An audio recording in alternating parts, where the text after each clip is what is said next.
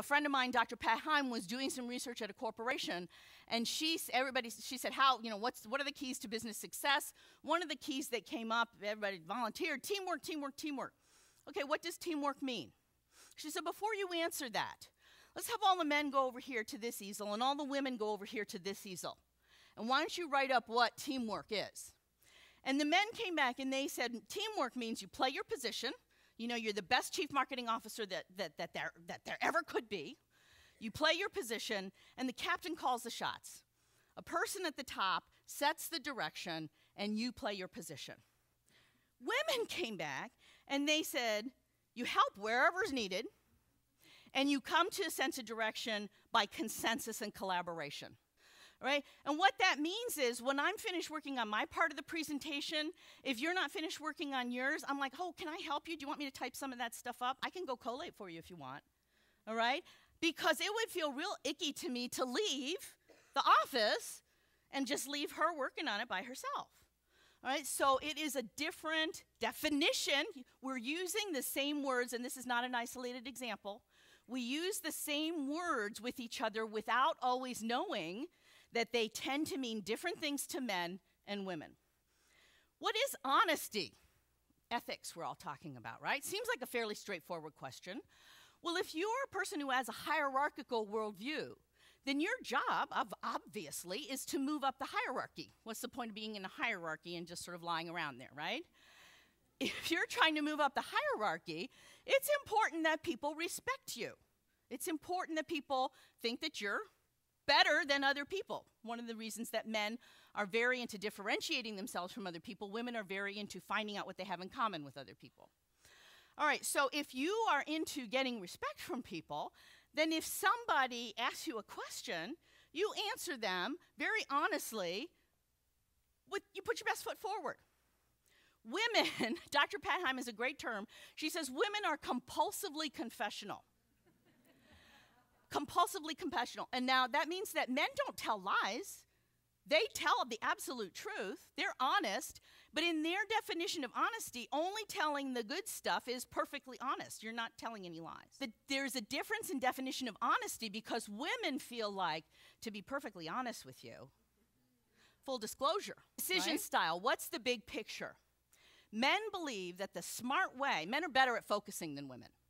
And men believe, and this is expressed in so many different types of gender differences, but men believe that if you're going to make a big, important decision, the smart way to go about it is figure out what's important, focus on those things, and don't let all that messy detail junk up your decision. It's just going to confuse everything. We can all understand that as a very rational and smart point of view, right? Women, though, don't get that. What women want is they want all the important things, and then they care also about all the other important things. And for women, it's not just the 5 key strategic objectives that they're thinking about. What women are also thinking about is, well, if we change my department like this, how is it going to affect the distribution department and the operations department? I better talk with them and get their points of view on that. My contribution, everybody needs to contribute here. Let's get some consensus. Why? Not because, as male managers, probably not the men in here, but many male managers interpret it as she can't even make a decision. She goes around and asks everybody else, what do you think we should do here? What do you think we should do? What do you think we should do? Little understanding that she thinks if I get buy-in, I'm more likely to get compliance when we decide what we're going to do. So I think it's just like portfolio diversification for investments. It's best to have both, right? The male approach works better for some situations, female approach better for others. The organization works best when it has the benefit of its strengths from all of its top talent. Instead of trying to teach women, which is the solution that has been in place for the last 20 years, let's train women, let's mentor women, because they really need to learn how to focus more. They really need to, stop parallel pathing. They really need to stop asking everybody else what they should do. If we just give women a little training, I'm sure they can come up to par. Okay? Okay. Now, a couple of other things. Priorities, conscious capitalism. Women believe that people matter most. It's not a belief, actually. It's not an ideology. Women are just more interested in people. And before all the people men in this room go, yeah, I'm interested in people too. Yes, again, a question of degree. Men tend to be, relative to women, more interested in things and theorems. There's a whole table around here somewhere of a bunch of marketing professors who have engineering backgrounds. I don't know where you are right now.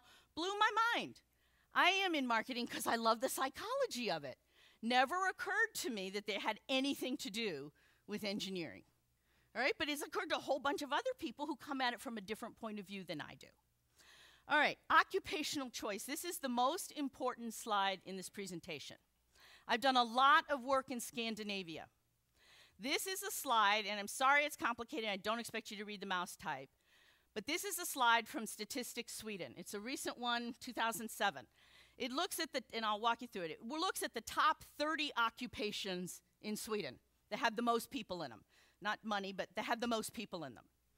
And what they did is they organized these by the percent women compared to the percent of men. So all of these slices are 100%. And how deep they are suggests how many people are actually in those slices. The ones in the dark blue side are mostly women. All right, so that shows that almost 100% of the people in those occupations are women. The ones on the light blue side, almost 100%, on the bottom, 100% of those are men. Where those red lines are is where it's 50-50 men and women. There are very few occupations in Sweden, the leading, or at least one of the leading countries in the whole world for gender equality, where men and women have been able to choose what they want to do with their lives for decades. These are people who have always grown up with support for follow your interests, follow your priorities, follow your passions. And what we can see is that in this country, those occupationals tend to self-segregate. All right? That means that men and women with all the choice in the world are making different choices. Before I draw the conclusion from that, two other things I want to share with you. One is that, in the sense of leadership, women are better managers. That's a pretty brash statement. How do I get away with something like that? I'm telling you, I can back it up. Watch this. There's a guy named Dr. Lawrence Pfaff. I love him. God love him. He's done this research over and over again. At first, I thought it was because he couldn't believe the results. But now I think maybe he's really committed. He says, women are rated higher no matter who is doing the evaluating. Bosses, employees, or the managers themselves. By the way, he's done it 5 times at this point. He's looked at 2,500 managers, 459 organizations, 19 states. All right, they're all Americans, but I'm telling you, this is a decent sample size. What else does he find? Female managers are indeed better than their male counterparts at the softer skills, such as communication, teamwork, feedback, and empowerment. However, they are also more decisive, better at goal setting, planning, and facilitating change. So this is where I am sort of drawing a distinction between feminine qualities and masculine qualities. I'm talking about men and women here. Women in top management results. The correlation between, I think I have this slide in twice, between high-level female executives and business success has been consistent. He also has done it many times, his research, and revealing. He looked at profits on 3 different definitions within the Fortune 500. He compared the top 25 companies for women, and I'm sure that many of the companies that are the stars of Conscious Capitalism are in there. All right, and he compared them with the median for Fortune 500.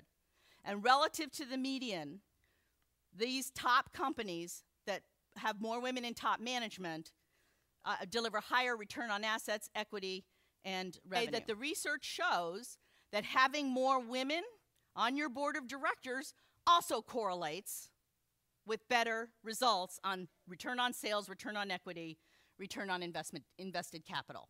So, and these are big numbers, 73% plus 73% plus 83% plus 112% versus the comparisons. So clearly, in my opinion, unequivocally, consistently, better business results.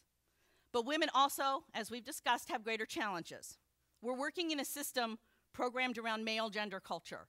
I only was able to share about 6 of those differences with you, but they're there.